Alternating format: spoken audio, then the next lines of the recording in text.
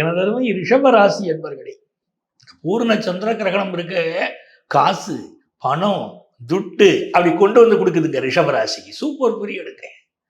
ரிஷபராசிக்காரங்களாம் எப்போ காசு வரும்னு காத்திருக்கீங்க பாருங்க. அந்த காசு பணம் வரப்போகுது. பொன்மகள் வந்தாள் அப்படின்னு நீங்க சொல்லலாம். நல்ல காசு பணம் வரும். காரணம் என்ன தெரியுமா? ப்ரூஃப் இல்லாமல் நம்ம பேசக்கூடாது. ராசிக்கு அதிபதியான சுக்கிரன் உச்சமா இருக்காரு பாருங்க.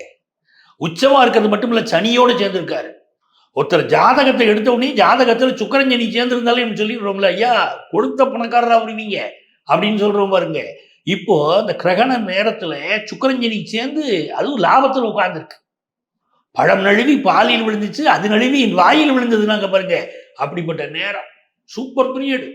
ரிஷபராசிக்காரர்களுக்கு ராசிக்கு அதிபதி சுக்கிரன் உச்சமா இருக்கிறதும் சனியோட சேர்ந்து இருக்கிறதும் அதுவும் லாபத்தில் இருக்கிறதும் நல்ல பணவரவு இந்த கிரகணத்திற்கு பிறகு ஏற்பட போகுது.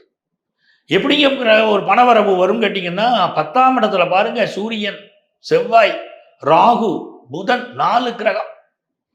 உங்களுடைய தனஸ்தானாதிபதி அப்படியே போய் 10ஆம் இடத்துல உட்கார்ந்தாரு, செவ்வாயோட சேர்ந்தார். ஒரு நிலத்தை விற்கணும்னு நினைக்கிறீங்க, ஒரு இடத்தை விற்கணும்னு நினைக்கிறீங்க, வித்துருவீங்க. வித்து நல்ல காசு பணம், கொழுத்த காசு பணம் வரும்.